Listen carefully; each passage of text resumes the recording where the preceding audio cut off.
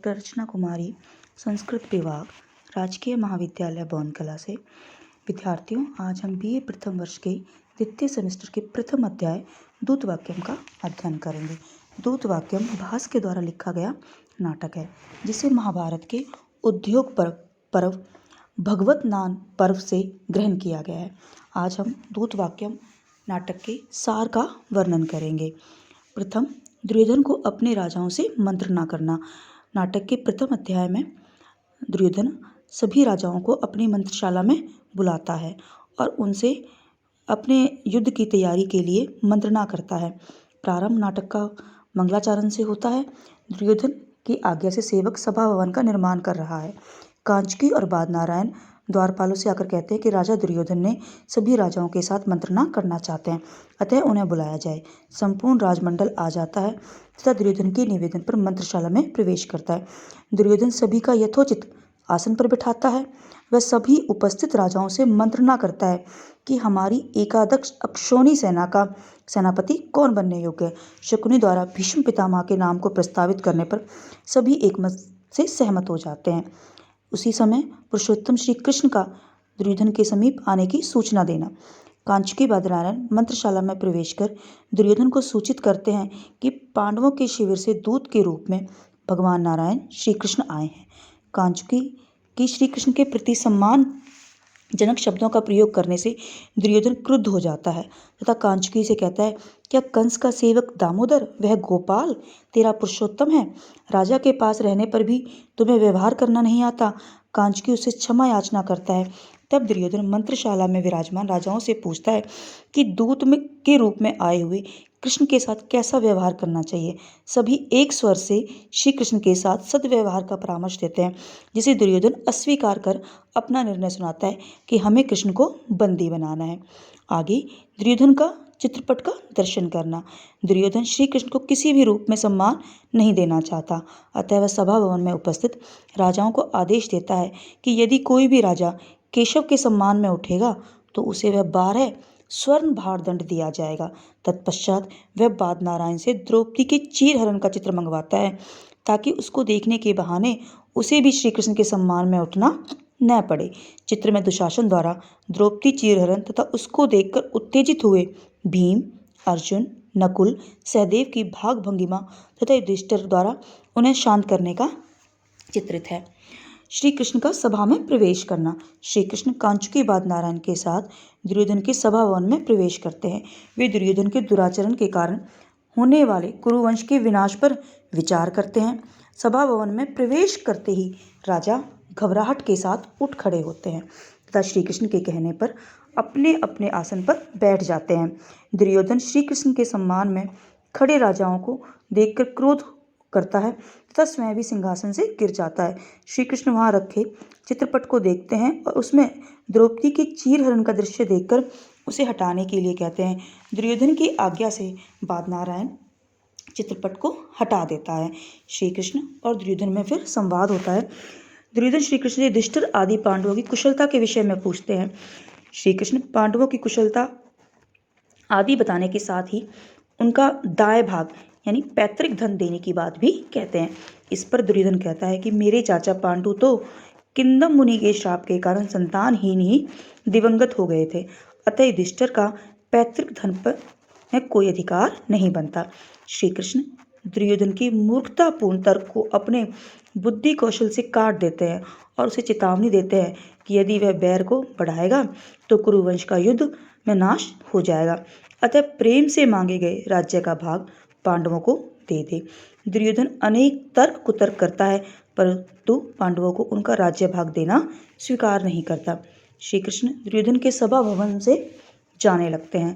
दुर्योधन श्री कृष्ण को बांधने के लिए दुशासन, दुमर्शन, शकुनी आदि को आदेश देता है, परंतु वे श्री कृष्ण को बांधने में असफल हो जाते हैं। अब वह स्वयं ही श्री कृष्ण को बांधने का विचार करता है। श्री कृष्ण विश्व रूप धारण कर लेते हैं। दुर्योधन श्री कृष्ण को ललकारता है कि चाहे देव माया का आश्रय ले लो या देव शास्त्रों से प्रहार कर लो, मेरे द्वारा शीघ्र ही बांध लिए जाओगे। श्री कृष्ण अपनी देव शक्ति से कभी दृश्य, कभी अदृश्य, कभी सूक्ष्म शरीर, कभी उन्नत शरीर हो जाते हैं। उन्हें बांधने में असमर्थ हुआ दुर्योधन उन पर बाणों का प्रहार करना चाहता है। दुर्योधन के दुर्व्यवहार से क्रुद्ध श्री कृष्ण उसे मारने के लिए अपने दिव्य अस्त्र सुदर्शन चक्र का आवाहन करते हैं। सुदर्शन चक्र आकाश मार्ग से बादलों को विदीर्ण करता हुआ आता है तथा सोचता है कि भगवान श्री कृष्ण किस पर क्रुद्ध हुए हैं और मुझे किसका मस्तक काटना है। वह श्री कृष्ण के पास पहुंचकर उन्हें प्रणाम करता है तथा पूछता है कि क्या कार्य करना है। वासुदेव श्री कृष्ण सुदर्शन को ग्रहण कर दुर्योधन पर प्रहार करने के लिए तैयार हो जाते हैं। श्री कृष्ण दुर्योधन को मारने के लिए सन्न देखकर सुदर्शन चक्र उनसे शांत रहने का निवेदन करता है कि हे भगवान, इस दुर्योधन के मर जाने पर भूतल के भार को दूर करने के लिए पृथ्वी पर उत्पन्न आपका श्रम निष्फल हो जाएगा। श्री कृष्ण शांत होते हैं तथा उसे अपने निवास स्थल जाने के लिए कहते हैं। जब सुदर्शन लौटने लगता है तो उसे भगवान के अन्य अस्त्र शस्त्र शांग धनुष, कौमोद की गदा, 5 जन्य शंख, नंदक तलवार आदि दिखलाई पड़ते हैं। सुदर्शन सभी को यह कहकर वापस भेज देता है कि भगवान का क्रोध शांत हो चुका है, तुम सब लौट जाओ। उसके साथ ही सुदर्शन स्वयं भी लौट जाता है। श्री कृष्ण हस्तिनापुर से पांडवों के शिविर का प्रस्थान करने लगते हैं। तभी पीछे से धृतराष्ट्र उन्हें रोकने के लिए आवाज लगाता है। श्री कृष्ण चलते चलते रुक जाते हैं। धृतराष्ट्र उनके पैरों में पड़कर अपने पुत्र दुर्योधन के अपराध के लिए क्षमा याचना करता है और श्री कृष्ण धृतराष्ट्र को उठा लेते हैं। भरत वाक्य के साथ ही दूत वाक्यम नाटक समाप्त हो जाता है। यह दूत वाक्यम नाटक का सार था। अब हम इसके आगे इसके श्लोकों के बारे में अध्ययन करेंगे। नाटक का प्रथम श्लोक है जो सूत्रधार के द्वारा बोला गया। पाया उपेन्द्रस्य सर्वलोकोत्सव सैव वयोवृद्ध नमुचिनेन तनुता मन अखेन खे, कि सर्वलोक उत्सव, सभी लोगों के उत्सव उपेंद्र यानी भगवान विष्णु कहते हैं कि सारे संसार को आनंद प्रदान करने वाले उपेंद्र भगवान विष्णु का सैपाद वह चरण आप लोगों की रक्षा करे, जो तनुता मन अखेन कोमल तथा कुछ कुछ लाल नाखूनों वाले, ये नमुची खे, ये माने जिस चरण के द्वारा नमुची नामक राक्षस खे आकाश में वया बीत दिया गया था। इसका द्वितीय श्लोक है। उत्पन्ने धातराष्ट्राणां विरोधे पांडवे सह मंत्रशाला रचति भृत्यो दुर्योधन आज्ञा। धृतराष्ट्र के पुत्रों दुर्योधन आदि का विरोधे पांडवे से पांडु के पुत्रों के साथ विरोध हो जाने पर मंत्रशाला रचति भृत्यो दुर्योधन आज्ञा, दुर्योधन की आज्ञा से भृत्य माने सेवक मंत्रशाला की रचना कर रहा है। तीसरा श्लोक है। अब इसमें दुर्योधन की सुंदरता का वर्णन किया गया है। श्याम युवा सतत उत्कूल उत्तरीय सछत्र चामरवर रचित्रांग श्रीमान विभूषण मणि धुति रंजितांगो नक्षत्र मध्य इव पर्वगत शशांक।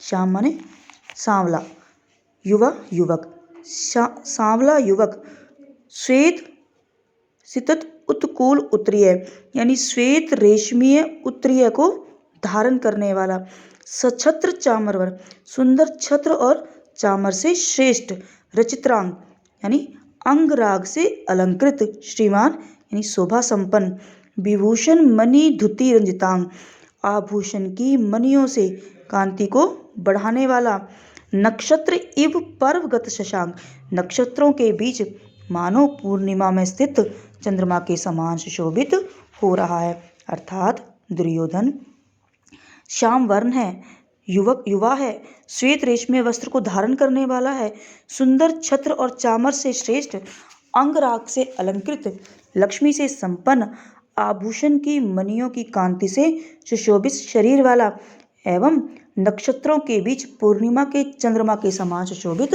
हो रहा है। अगले श्लोक में दुर्योधन बोलता है। उद्धूत रोषम इव मे हृदय सहर्षम प्राप्तम रणो उत्सवम सहसा विचिन्त्य इच्छामि पांडव बले वरवारणा मृत उत्कोल दंत मुसलानी मुखानी कृतम।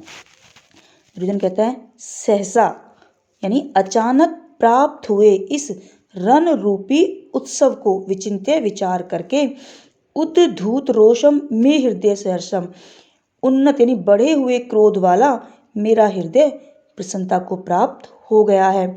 इच्छामि पांडव बले वरवारना मृत कृत दंत मूसलानि मुखानि कर्तुम, कि मैं पांडव बल, पांडवों की सेना के वरवारना श्रेष्ठ हाथियों के मुखानी मुखों को उत्कृत उखाड़े गए दंत मूसलानी मूसल के समान दांत हैं जिनके करने की इच्छा कर रहा हूँ। अर्थात मैं इस युद्ध से अत्यंत प्रसन्न हूँ। जो मेरा क्रोध है उससे मेरा हृदय प्रसन्न हो रहा है। मैं पांडवों की सेना में श्रेष्ठ हाथियों के दांतों को उखाड़ देना चाहता हूँ। अगला श्लोक है, सेना निनाद पटहट स्वन शंख नादे चांडाल अनिल आहत महोदी अधिरान कल्पे गांगे मूर्धिन पतित अभिषेक तोय सार्थ पतंतु हृदयानि नराधिपानाम। सेना निनाद पत